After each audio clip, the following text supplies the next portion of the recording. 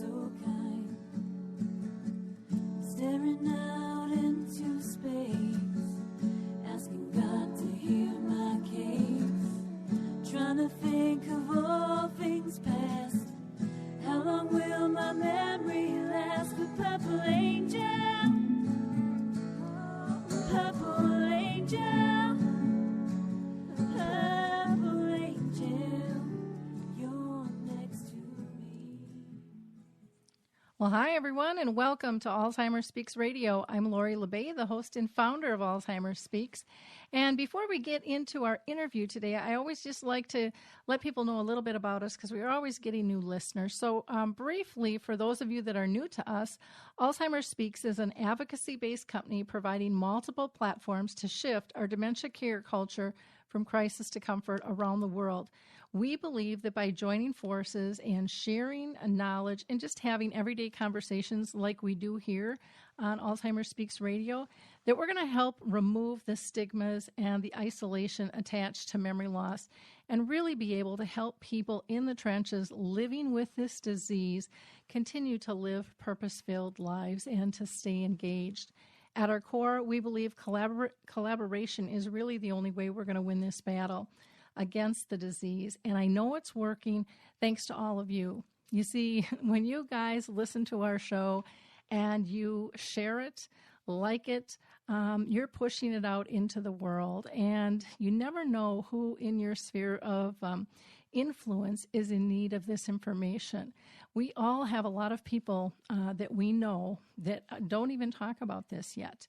And the more information we can make available to them, the more comfortable they're going to feel reaching out and engaging. So I really encourage you to continue to like and share with your Facebook friends, your LinkedIn colleagues, your Pinterest people, your Twitter tribes, because it is really having a huge impact. You see, you made Alzheimer Speaks the number one influencer online, according to ShareCare and Dr. Oz. And again, we couldn't have done it without you. So I thank you so much, because here on Alzheimer Speaks, we're about raising everyone's name and everyone's voice. We want people to know where the resources are that they can personally tap into. And we'd love to also be able to hear from you, our listeners. You know, you can engage with us through the chat box, asking questions, but maybe you should be on the show. So reach out to me at alzheimerspeaks.com. Just go to the big contact button and shoot me an email or give me a call or tweet me, whatever your format for communication is. Reach out to me. I'd love to hear your story, because we listen and we raise voice of all those living with dementia, those who are personally caring for them, professionals in the industry, researchers, advocates, musicians, directors. It doesn't make any difference. We just want the voice to be heard and for people to work collaboratively together. I don't know if you know this, but September is actually Alzheimer's World Awareness Month. And you can go to Alzheimer's Disease International just to find out more information. But it's just fascinating, because every 3 seconds, somebody in the world is developing dementia. And, you know, this is one of the most underdiagnosed diseases that we have. I also want to give a shout out if you're going to be in Indiana. I'm going to be heading down there for their symposium in Fort Wayne, October 19th, and in Merrillville, October 20th. And I'd love to see you and be able to meet with you and talk with you and hear what's going on in your world of dementia. And you can just go to our homepage, alzheimerspeaks.com, to get more information on that.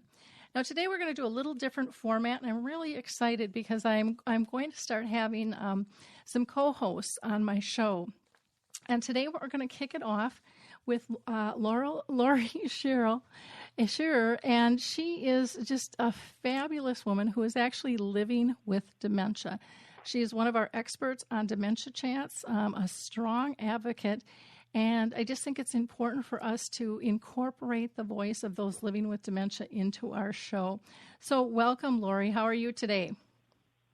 Thank you. I'm doing very well, thank you. I'm excited about being on the show and being your first co-host. Yep, I'm very excited too. Now, our guests today, we've actually had on the show before, and they're just a phenomenal couple.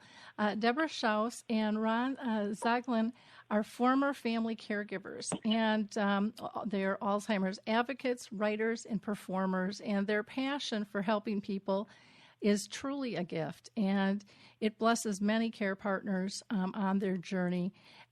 For those of you that have not heard of them, Deborah is the author of Love in the Land of Dementia, and which is just a fabulous book. And now she's got a new one out called Connecting in the Land of Dementia, Creative Activities to Explore Together.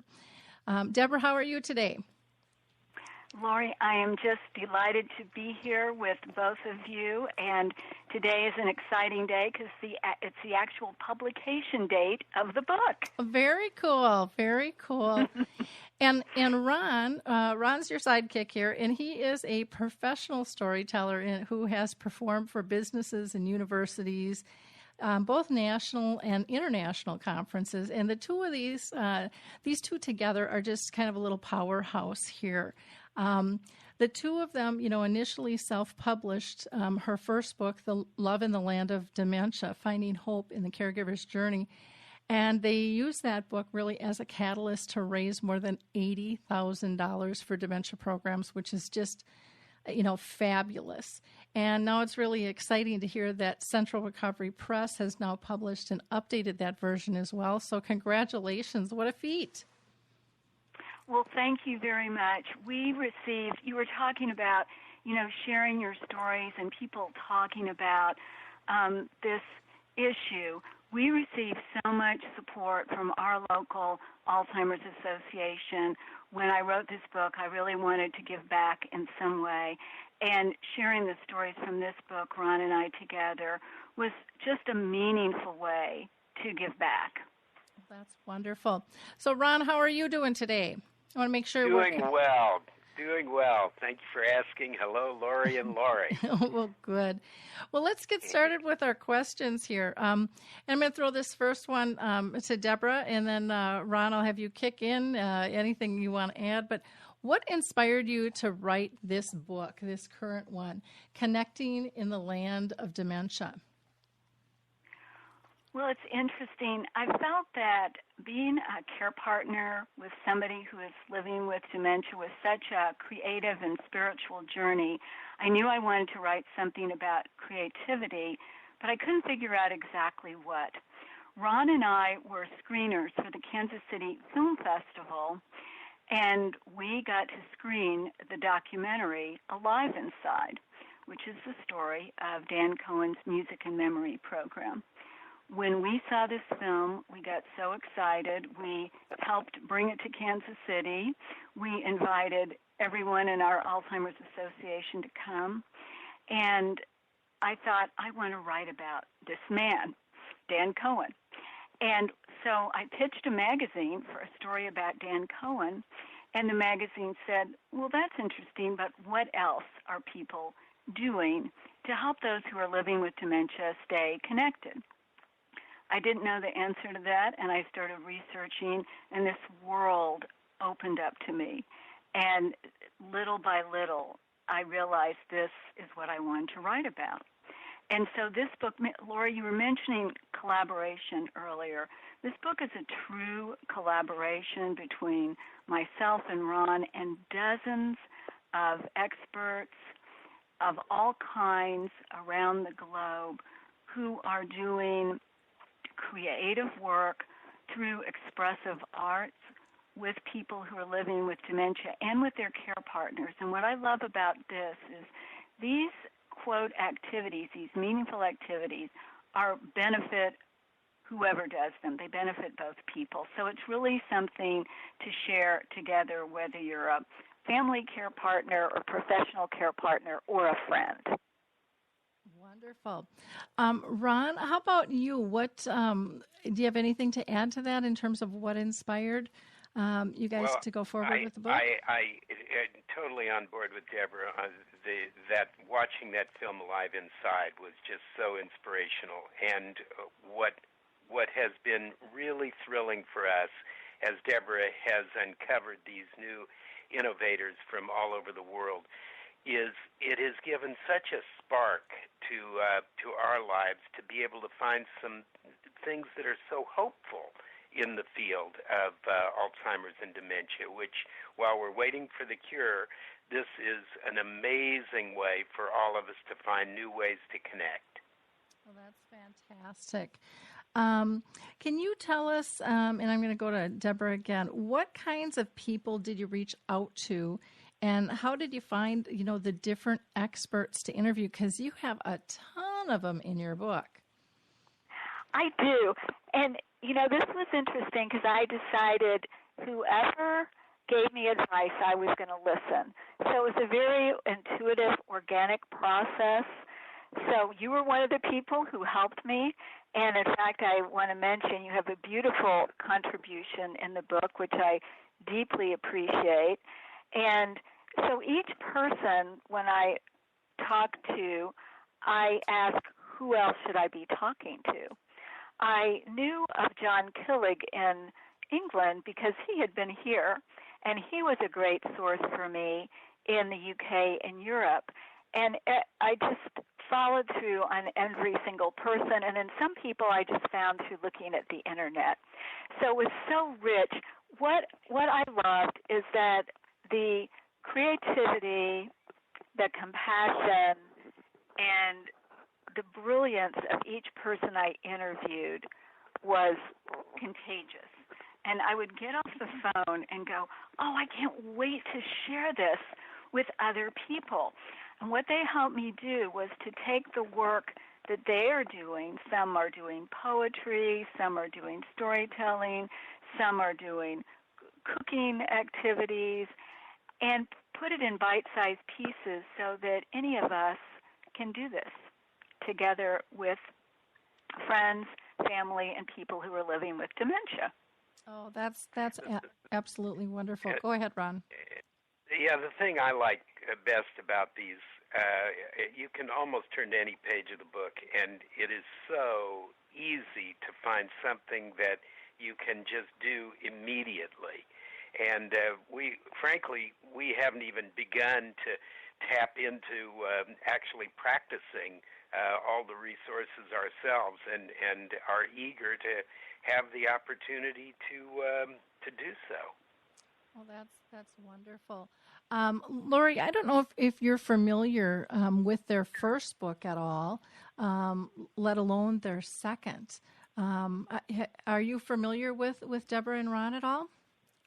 I'm somewhat familiar with the first book, and I loved just the main description that says learning to celebrate and appreciate what we have now, because as someone living with dementia, I can't tell you how frequently my husband and I do that we just want to celebrate every good day and celebrate what we have now and not look towards what it's going to be. Mm-hmm. That's important, and I was glad that was part of the description, because I think it adequately describes where we're at now. I have a question, though, on the books. Have you considered putting them onto audio? And I'll tell you the reason I ask that is that many of us with dementia find it very difficult to read anymore. I get to page 2, and I don't remember what was on page 1, so I have to go back again. Is putting books on audio something that you would think about? Well, I'm thrilled you asked that question, because our publisher is actually doing this. They're having an audio version. I know, and I am so excited about it. And so, and the other cool thing about the book is you can just read these. Each chapter is very short. Each section that describes an activity is short. So it's something really fun to do together where you don't have to read through the whole book. But I agree. And Lori, I wanted to comment on your beautiful statement about celebrating every moment. I had said earlier what a spiritual and creative journey I thought this whole dementia journey is. And I think that is one of the things we all want to be doing. is that, none of us know what's going to happen next. And your idea about living with gratitude and noticing what's good, that was part of what really inspired me with my mom, with making that commitment to do that. And as you said with your husband, for me, that enriches life so much. I can't remember it every moment, but when I do remember it, when I am living that way, it's such a rich and deep and meaningful way to be living. So thank you for that comment. Well, that's wonderful, and it's great that your publisher is aware of the importance of audiobooks too, and the power behind them. I think that's fabulous. Ron, you were going to make a comment? I was just thinking, going to comment that Deborah and I regularly go on just walks together, and one of the things we invariably do, or we call them our gratitudes, where we just literally go back and forth in tandem like we do in our performances, thinking of all the things that we are grateful for that each day. Oh, that's great. And, walking in gratitude, it just changes the journey so much. It just, there's so much to learn and to be appreciative of instead of kind of, jumping down the rabbit hole. And not that doesn't happen to all of us at some time, but there's just so much joy to be had and to be found and to be created if we choose to live our life in that way, and just knowing that we do have choice, because sometimes I think people forget that there really is choice even in the midst of chronic illness. Absolutely. And Lori, I so appreciate all the things that you've done, Lori. All of your radio shows, your chats, your speaking engagements, because you always give people with dementia a voice, and you always try and go by things that we've said, which is real important. And so you've chosen to help others, and that's a lot of kudos to you. Can I ask Ron a question? Sure. Please. Ron, how do you put your storytelling to use for Alzheimer's? Are you telling stories about Alzheimer's? How do you put your storytelling abilities to work? Well, tell you what, would you like an example? Yes. Deb, can we pick one and Sure. show her? Yeah. I think it's actually easier to show than to describe. Well, let us share a little example from the book that just captured my imagination. This is a story that Claire Craig, who's over in the UK, shared with me, and I totally loved it. It's very short, and to me it's like you can, even if you don't want to leave home, you can still travel. And here is this very short story. Shall we spend the afternoon at the beach? Harry asked his wife, Madeline. A smile lights her face, and she nods. It's a gloomy day in Yorkshire, England, and Madeline, who is living with dementia, has been staring outside all morning. Harry can feel her restlessness and confusion. Let's bring a picnic. Harry says. Lemonade. Madeline says. Yep. Do you want cheese or tuna fish sandwiches? Cheese. Together they go into the kitchen, and Harry makes their lunch. Then he packs up a hamper and leads Madeline to their screened-in porch. The deck chairs are waiting. A bright beach umbrella leans against the wall. He turns on the CD player, and the soothing sound of rolling ocean waves blends in with the backyard bird song. He rubs a little sunscreen on Madeline's hands, the kind she used when they were dating so many years ago. He helps her take off her shoes and pushes over a container of sand. It's warm and dry, and Madeline wiggles her toes in it, though they are miles from the seashore. By using creativity and imagination, they still enjoy the feeling of being at the beach. This was one of those stories. All the stories in the book are true stories. I have changed people's name just for privacy. But when Claire told me this story, it widened my thinking. I had never thought of doing this. And it really, writing this book has really changed my life because it changed the way I look at my environment. And we've made more of a bird watching area for ourselves when we don't want to go into the woods. And so, Lori, that's one way we have been using stories. We started out sharing very personal stories from my book, Love in the Land of Dementia. And those were about my experiences with my mom, who was living with dementia. And what we found is what both of you have commented on. When you can open your heart and share your personal stories, it invites other people to do the same. And that lets us talk about things and get rid of stigmas and help people understand the gifts that we can all experience as we are going through this. Wow, that was awesome. And I'll tell you what, I want to know when you're coming to Pennsylvania, because you guys just did that better than probably 60% of the readers I hear on the book on tapes I listen to all the time. Oh, my goodness. Thank you. Thank you very much. That is very thoughtful. So that was one of my questions. I am to the point I can't. Oh, go ahead, Lori. I am to the point I really struggle to read. But I listen to a lot of books on tape, and often will get the book on tape and the book, because visual and audio at the same time helps me a lot. But I can't always run around with a book and a tape. But I have found that the better the voice, the better I can understand what is happening in the storyline. So you guys were, again, fantastic. And I appreciate, I can't tell you how much I appreciate that you're looking to have it done on audio.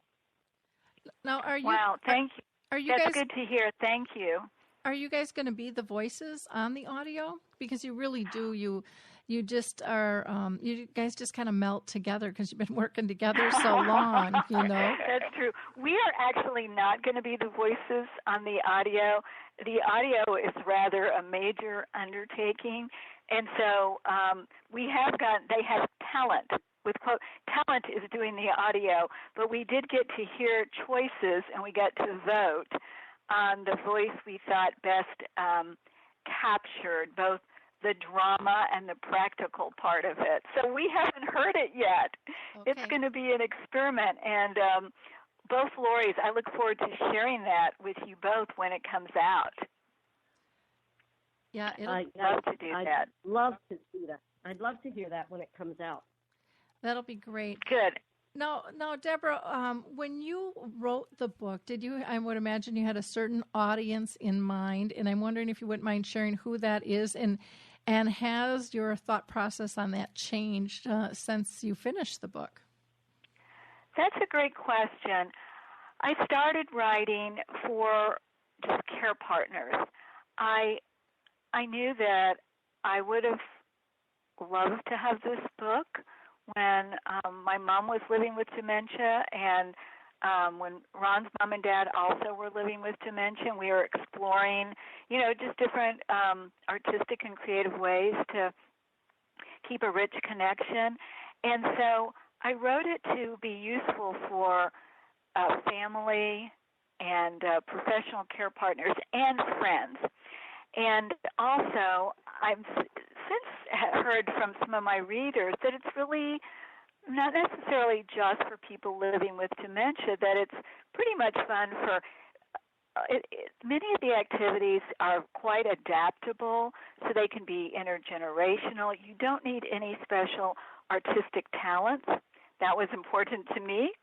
And so they're really useful for all kinds of people who want to do something fun and meaningful together. Mm-hmm. One of the things that I have been using this for is I have friends who are living with dementia, and one of my friends is far away, and so I've been using some of the activities on the phone with my friend, and it's been really wonderful to get to share that. So I think there's lots of different ways to use these. Okay. Great. Ron, anything you want to add there? Well, I couldn't agree more. I think the main thing for me, the difference between Lori last time we talked, we always felt so happy about the concept of the subtitle of Deborah's first book, Finding Hope in the Caregiver's Journey. And we always managed to find ways to have hope. But now we have dozens and dozens and dozens of actually practical, and one person used the word tactical, which I like, approaches to doing this. And it just gives a whole new level of excitement and stimulation that we had not had in our lives prior to this. Mm-hmm. Wonderful. Lori, anything you want to add on that question in terms of what you're hearing from response? I think that what you're doing is really fabulous. I know that for me to keep my hands busy, to have things to do, and to then have a product that I finished, an accomplishment, is real important. Since I don't do a lot of the things I used to do, being able to do anything and finish it, whether it's a coloring book page or a button bracelet, is anything that I can say, "Ooh, look what I did." It makes you feel so important and so much more complete. So I think activities are great. I love what you just said, Lori, and one of our big teachers on this subject is a dear friend of ours who's also living with dementia and who is very arts and crafts oriented. And every time we go visit her, we learn a new art and craft because we are not. And it's been, and one of the things that she's been doing is finding places to give her products to. I really appreciate what you just said about wanting to have a purpose and to feel meaningful. One of the things I knew inside, but it was really brought out by the different people I talked to, and Lori LeBay is definitely one of them, is how much we are all alike no matter what we're going through. We all want to have purpose. We want to have meaning. We want to have relationships. We want to have fun. We want to be learning. And Teepa Snow made a really strong comment. She said people who are living with dementia are often entertained but not engaged. We all want to be engaged. Yes, we want to be entertained sometimes, but it doesn't cut it for the whole day. So thank you for making that comment. And I think it is an important comment where you have something that's tangible, that's doable. I feel the same way myself, where you have something to show for yourself at the end of the day, and I think that gives us all a feeling of pride. I wanted to share with you guys, if you, excuse me, have time for one other short story. Sure. Something that was really fun and that we have started incorporating into our lives. And so when I was searching for experts for the book, I reached out to Dr. Madan, Kataria from Mumbai, India. He is the founder of Laughter Yoga, and he graciously agreed to do a Skype appointment with me. So I was pretty excited about Skyping with this famous doctor, and I prepared very, very carefully for our meeting. I wanted Dr. Kataria to know I was a serious journalist, and I was on a serious mission. So what I want to tell you is that I was so surprised. Within minutes of our conversation, I found myself giggling uncontrollably. Here is what happened. So I started out and I said, Dr. Kataria, what inspired you to create Laughter Yoga? And he said, Before I answer that question, Deborah, do you know the ha-ha chorus? Well, I said, no, Dr. Kataria, I don't. Well, it goes like this. Ha, ha, ha, ha, ha, ha. Sing it with me, Deborah. Ha ha ha ha ha ha ha ha ha ha ha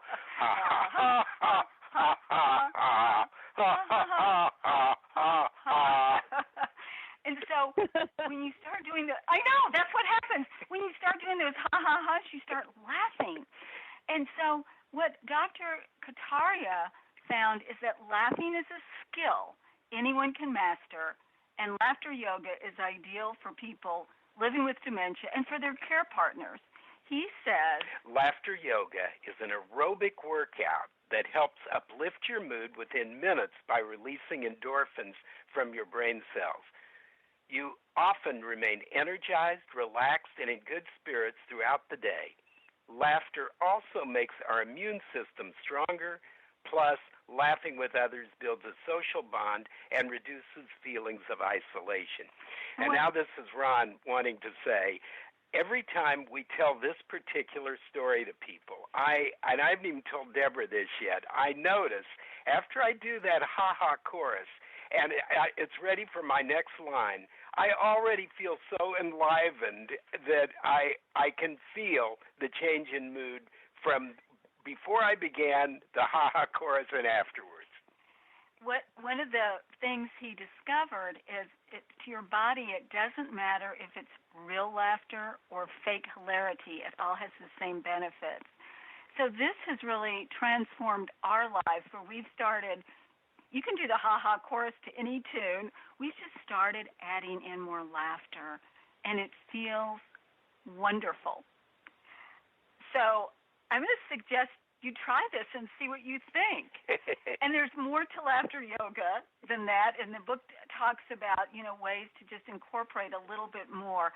But essentially, it's just an invitation to laugh more, and your mood just rises up. It's very true. I think that. Go ahead, Lori. Oh, I was just going to say that's very true. I mean, it shifts everything in your body, mind, and soul just almost instantly. And, if you can get to the point of a belly laugh, look out, because your mood's definitely going to change. And it gives us permission to be silly in this serious world that we live in. And I think that we've lost sight of the importance of laughter and friendship. And, one of the biggest things I see with dementia, or just anybody who is ill, is, people love to laugh. But when someone is sick, people get so serious and they forget to laugh. They get so busy taking care and making sure everything is as perfect as it can be. They really put their relationship and the fun stuff aside way too often, in my opinion. And that helps bring it back into the real world. Lori, what are your thoughts?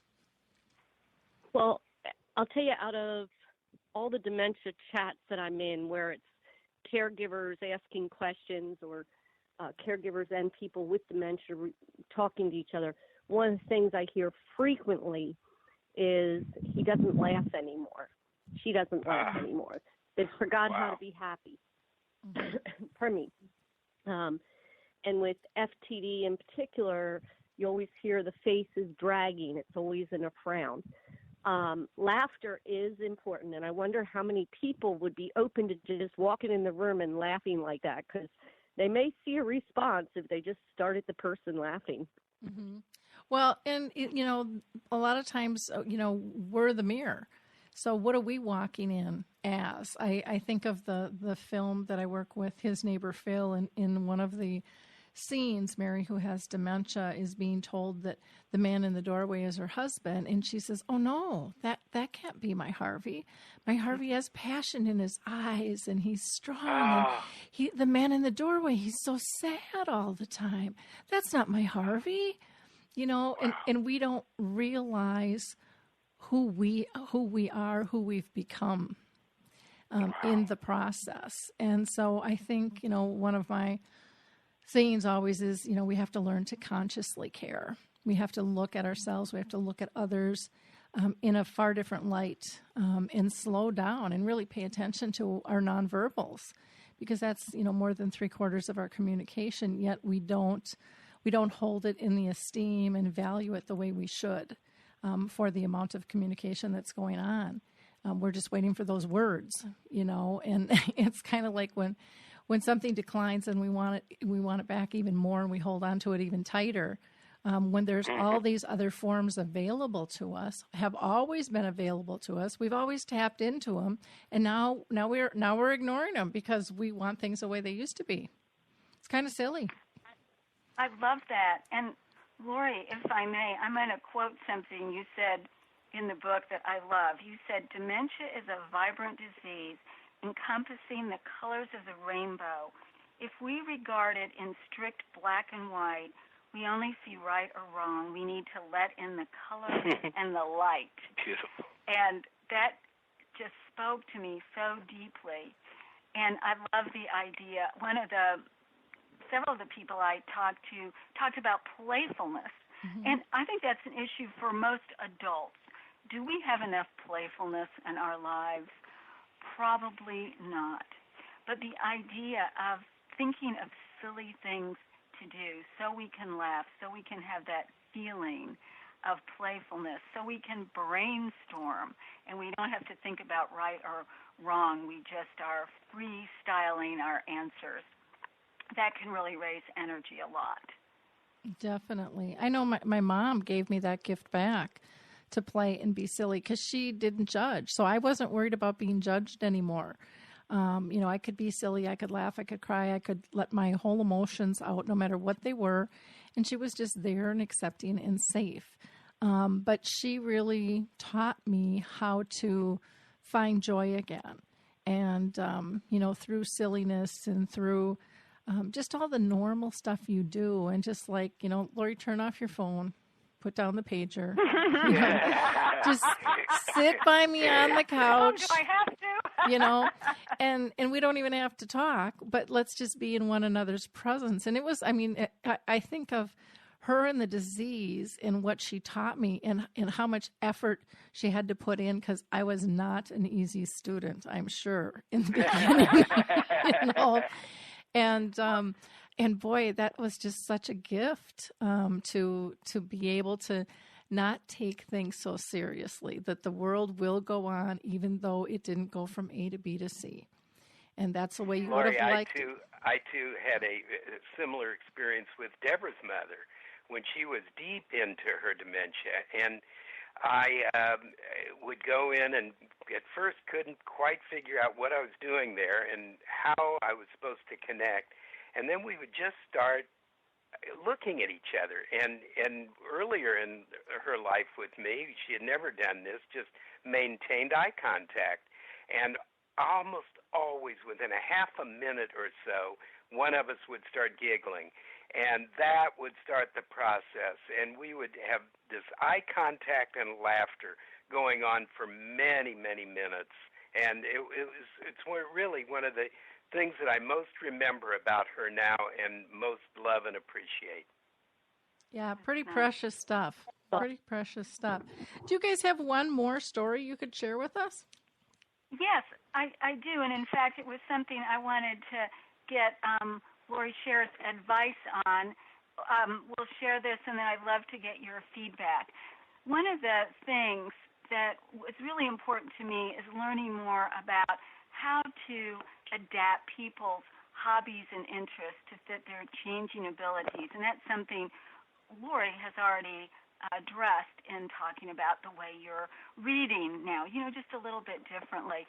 This is a story from Mara Botanus, the author of When Caring Takes Courage.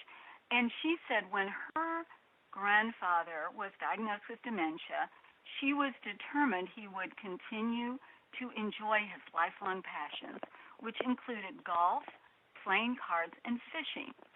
And yet she understood the care partner's tendency to let creative time slide by in favor of practical matters such as assisting with dressing, feeding, and bathing. Mara says, I wanted grandfather to have the best possible experience every day, so I learned to put laughing ahead of laundry and dishes. Here are some ways Mara successfully kept her grandfather involved in his passions. For a time, he walked the golf course and played with empathetic friends. And when he could no longer play, he liked being driven around the course, enjoying the scent of freshly mown grass and the vistas of rolling green lawns and the thwack of a well-hit ball.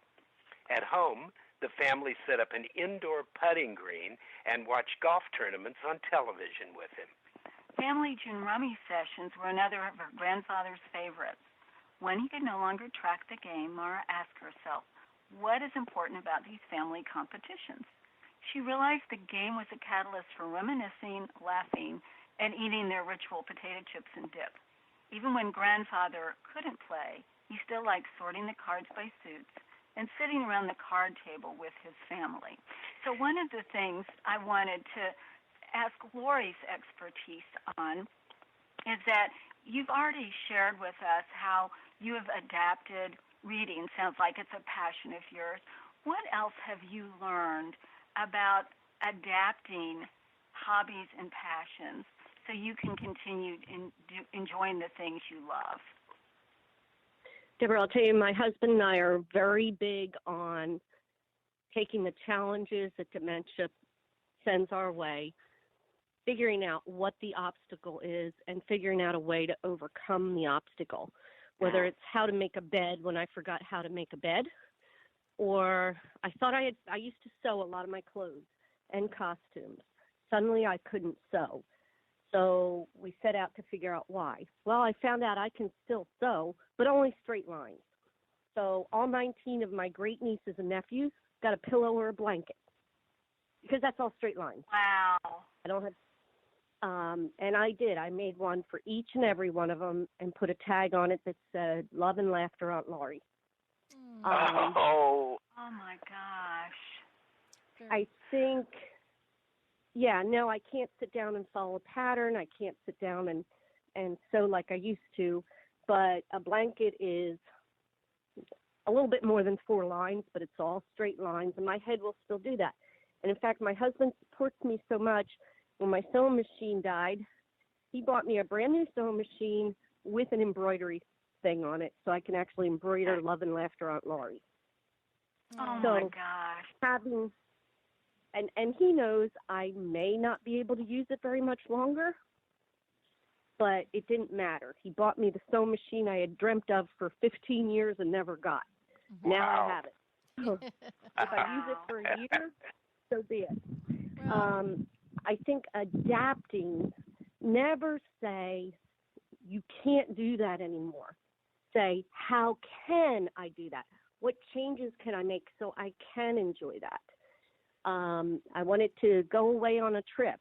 Well, I don't handle crowds. I can't filter noise anymore, so being in an airport is really not very good for me. But you know what? We put our heads together. We figured out how to overcome every challenge of that trip. And I went to the FTD conference by myself and had a wonderful time with 39 other people that have STD.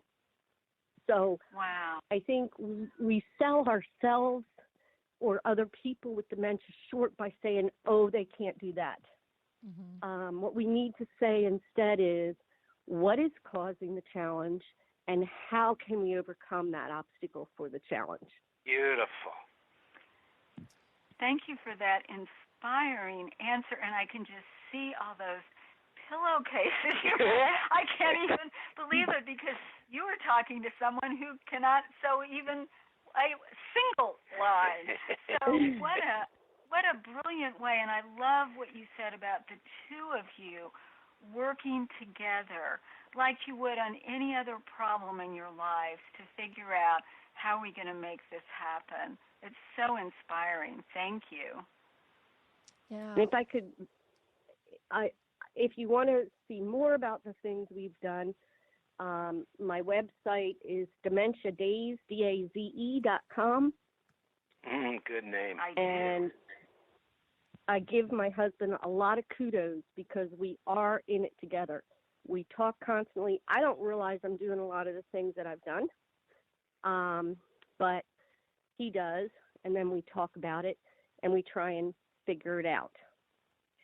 You probably will like the one called Sometimes You Just Have to Laugh, because it was kind of funny. Okay, good. Oh, thank you. I in all of my journey here with dementia, I'd say the two most important things. Number one, having the most fantastic care partner anybody could ever ask for. He's wonderful. Number two is that you walk the journey together, you find out what the obstacle is, and you figure out how to get around the obstacle. Don't just call it quits. Figure it out. Good point. Good point. And I'm sure there'll be callers wanting to know if your husband wants to share his skill sets with others. I love that. 38 years. I think I'll keep him a few more. Oh, good. Lori LeBay, that really, it also ties in with something we had talked about when I was interviewing you for the book, about just talking to each other to say, what's on your bucket list?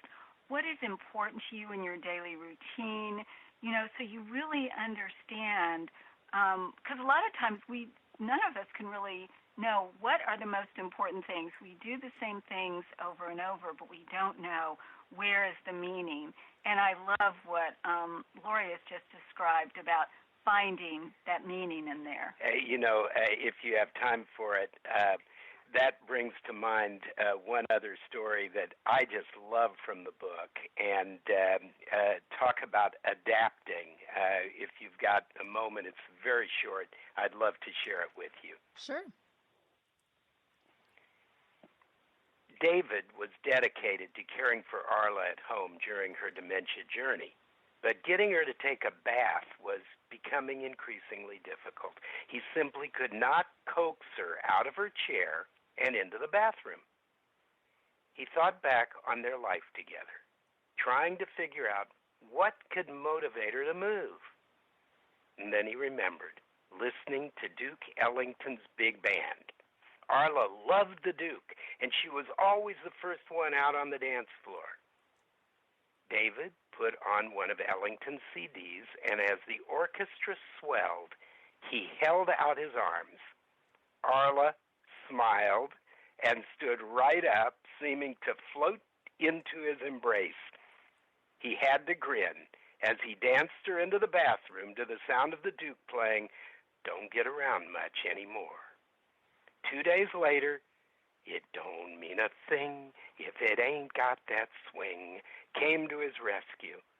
Day after day, the Duke inspired David's satin doll to dance her way to the bathroom. That's what I'm talking about, too. That's what you're talking about. Yay. Yes. Yeah. And that there was an obstacle and a challenge, and it's finding a way around that obstacle that helps you to live much better, because it was easier on him because he didn't have to fight with her. It was easier on her because she was in a harmony. Yes, in harmony. I love the way you said that. And that was a story that Dr. Conchetta Tomeno shared with us about the power of music and how it speaks to so many of us and can really help us all along on our journeys. That's very true. It's funny when you talk about the dance. In that movie, His Neighbor Phil, that's how he gets her to go to one room to another. Oh, it's time to change, and they'll be in the kitchen or the dining room, and they'll dance to get her back in to where he needs her to be. And yet it allows them to have, just that intimate time together, just, touching and being one, moving as one. And which is missed, a lot of times as we age, we don't have as much touch. And so music is so powerful on so many levels to get us to feel calm and safe and comfortable. And, it's easily overlooked because, somebody from the outside might think it looks silly, but nothing's silly if it works. We just have to educate people on why we're doing it. If you feel that need, if you feel uncomfortable, educate people so that they too can utilize that technique instead of being, shamed into, no, we can't do that. That looks silly, or that won't work, or, dementia is a game of trial and error. And, the error is really not to try. Oh, beautiful. Yes. Oh, that is good, Lori. On that. Well, Deborah and Ron, what is the best way for people to get a hold of you? Get a hold Of you. Oh, well, they can visit our blog, which is dementiajourney.org. And every week I share creative ideas from different people around the globe. And in fact, I'm hoping I'm going to call Lori Sher and interview her later for her creative ideas that she started sharing. And so that's an easy way to get in touch with us. And they are also welcome to email us at myinfo, M-Y-I-N as in Nancy, F as in Frank, O, at pobox.com. Wonderful. And Lori, how about you? What is the best way for people to reach you? Dementia Daze, D-A-Z-E, at gmail.com. Wonderful. Well, I thank you Goes all. along with my website. Oh, excuse me. Go ahead, Ron. No, that was Lori, I think. Oh, I'm sorry, Lori. It goes along with my website. My website is dementiadaze.com. My email is dementiadaze at gmail.com. Okay. Great. Well, I want to thank you all for being with us today. What a wonderful program, and I wish you all the success with your new book, Connecting in the Land of Dementia. And, I hope that you'll even utilize this book as a tool in conferences to engage people and maybe have them try some of these exercises. As a group, I think it'd be really kind of a cool way to, just get them to feel the heart of these stories and feel the transformation of the change that it can make in a situation. It's a very, very powerful, and you'll have to let us know when your audiobook comes out too.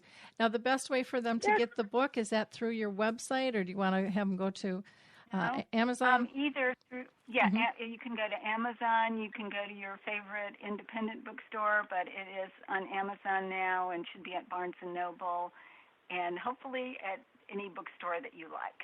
Wonderful. Well, thank you again, all for being with us today.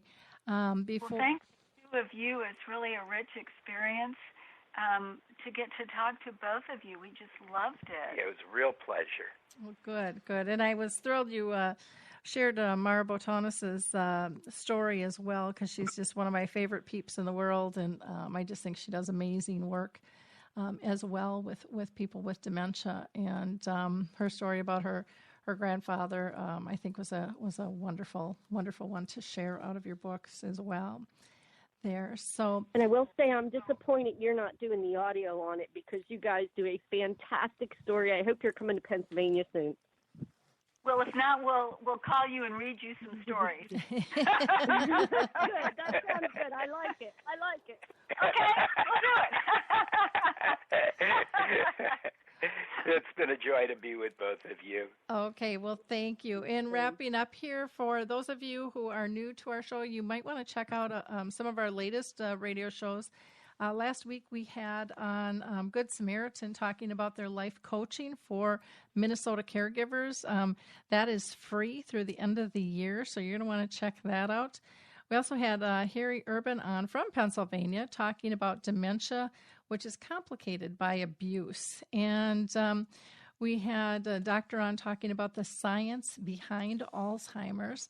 I'd also like to just give a plug to one of my cohorts here at Live and Social.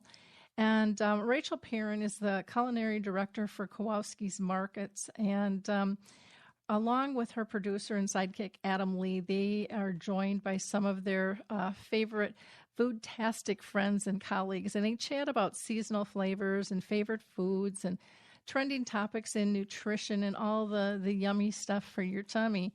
Their segment is called What's for Dinner Tonight, and their podcast is only like 10 to 15 minutes per episode, but it's perfect when you're busy and you're hungry and trying to figure out what you're going to make for dinner. You can also find a large list of their menus at Kowalskis.com. That's KOWALS KIS.com. What else can I tell you? Our last Dementia Chats we actually did this morning, and I need to go in and edit that. Hope to have that out the end of this week. And we talked about the Alzheimer's walk. A lot of people are talking about the Alzheimer's walk, and we talked about the pros and cons that people with dementia see with the walk. And it's a very, very interesting conversation. So I hope that you will watch that when that comes out. Right now we do have posted all of our other segments, but the one prior to that talked about technology and apps. Do they help or hinder those living with dementia? I think that's it. So I'm going to go ahead and wrap up and just say, if you're looking for a tool that can help you really focus on being person-centered, sign up to be a member at Alzheimer's Speaks, and you can go get our free tools. One of them, which people say is very helpful, is called Your Memory Chip, and it teaches people to not just focus strictly on their tasks and their to-do list, but really focus on the person themselves. Are they safe? Are they happy? Are they pain-free? Have a wonderful week, and we will talk with you soon. Bye now. Hi, everyone. This is Meredith from the Senior Fitness with Meredith podcast, where I discuss all things for seniors, from fitness, your health and wellness journeys, how to be all over strong and beyond. I also have my mini podcast called Motivation with Meredith. It's a great, quick motivational pick-me-up for your days. Join me, listen now, search for Senior Fitness with Meredith on your favorite podcast platform.